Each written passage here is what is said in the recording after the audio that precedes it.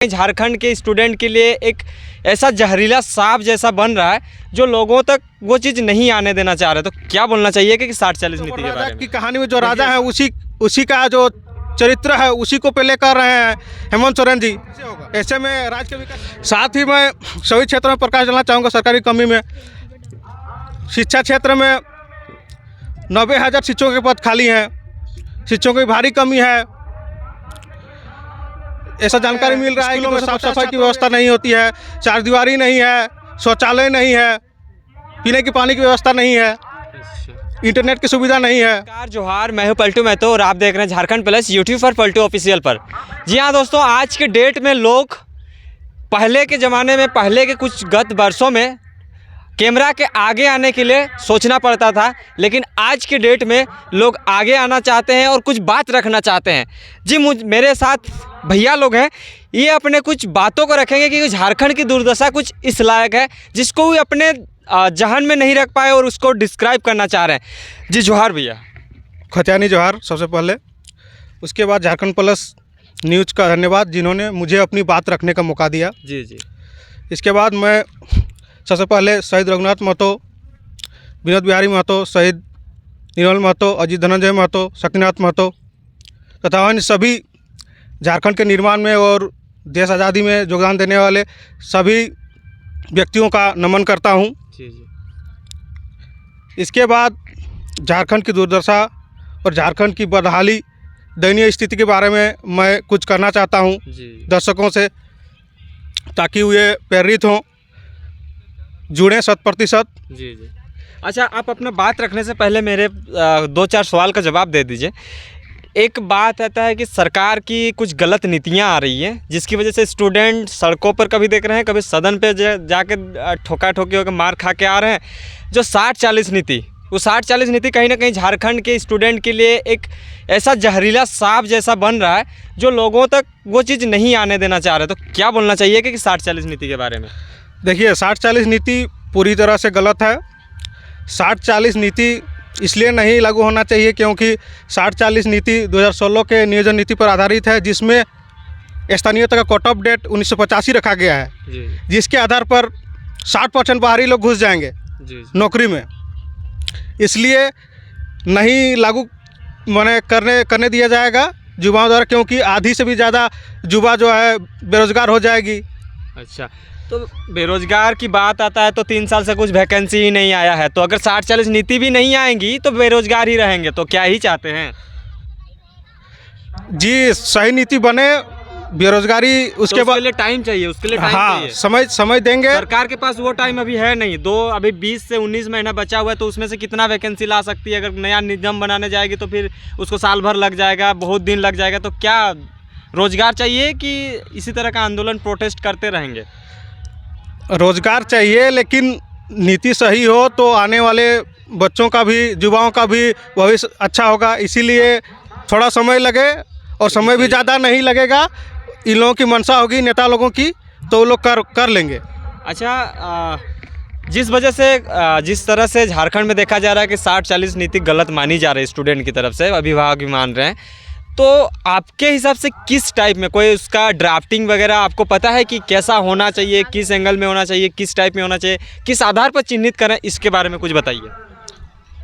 देखिए, ठोस नियोजन नीति बनना चाहिए 100% स्थानीयों के लिए। जी जी। और ठोस स्थानीय नीति बनना चाहिए जिसमें 1932 को कट ऑफ रखना चाहिए, ताकि 100% स्थानीय युवाओं को रोजगार मिले, नौकरी मिले। जी जी।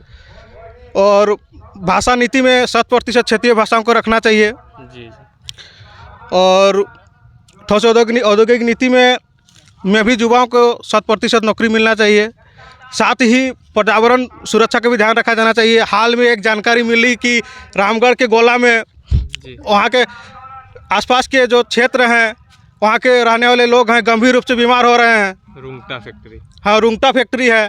जी जी। तो ऐसा नहीं होना चाहिए। पर्यावरण सुरक्षा का भी ख्याल रखा जाए औद्योगिक नीति में। जी जी।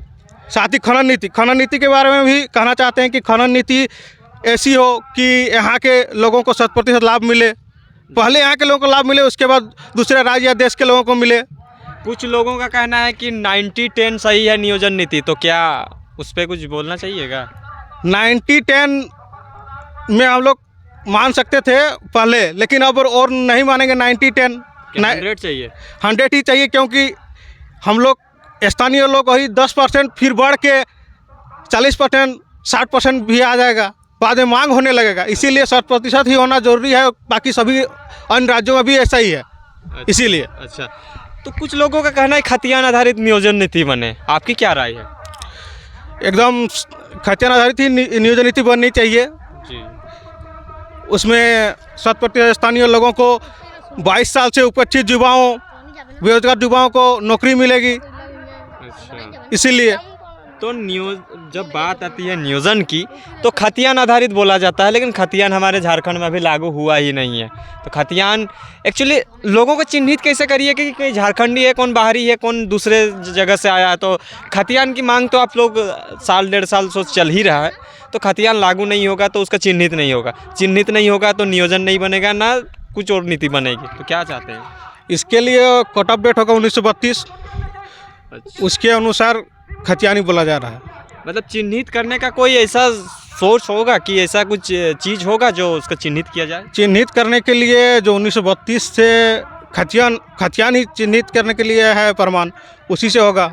अच्छा, 1932 के हर एक जगह सर्वे नहीं हुआ था जी। जिस जगह पे 1932 के बाद हुआ है, तो उसके बारे में जब खतियान की बात आती है तो 1932 को लेकर चलते हैं।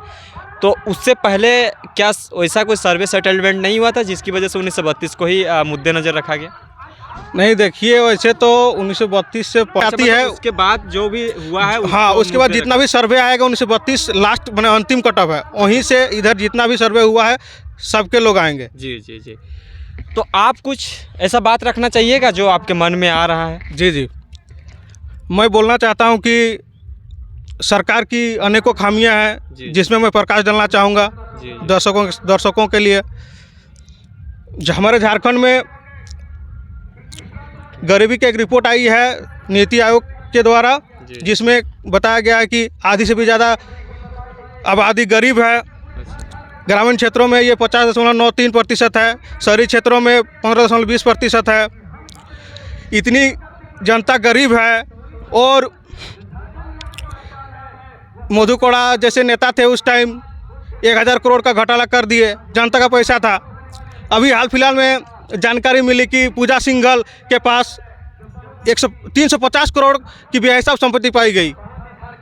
उसके बाद वीरेंद्र राम एक इंजीनियर हैं ग्रामीण विकास विभाग के, उसके पास से 125 करोड़ की बेहिसाब की संपत्ति पाई गई। ये जो लूट चोरी हो रही है, इस पर सरकार को सख्त कार्रवाई करना चाहिए। ये तो नहीं तो अंधेर नगरी चौपड़ राजा वाला कहानी हो रहा है।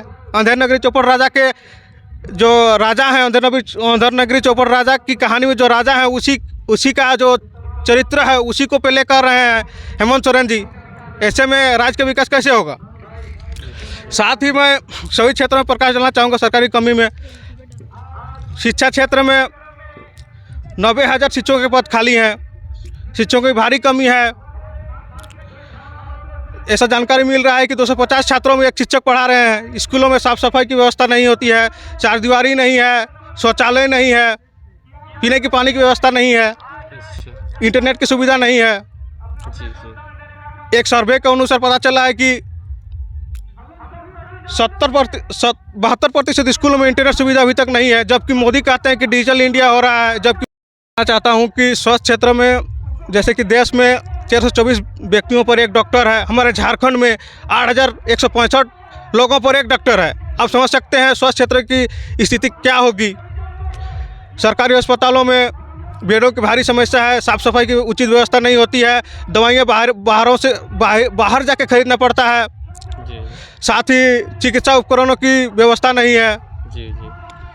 और हाल फिलहाल की एक जानकारी मिली है कि H3N2 वायरस के 10 सैंपलों की जांच होने में झारखंड में 18 दिन का समय लगता है। आप समझ सकते हैं क्या हो रहा है झारखंड में। उसके बाद झारखंड की बहुत सारी ऐसे कमियां हैं जो उस चीज़ों को हमें झारखंड सरकार तक पहुंचानी है। हालांकि आगे कुछ बात करेंगे, जानने की कोशिश करेंगे, फिर मिलेंगे आपसे नेक्स्ट वीडियो में। जोहार झारखंड, नमस्कार।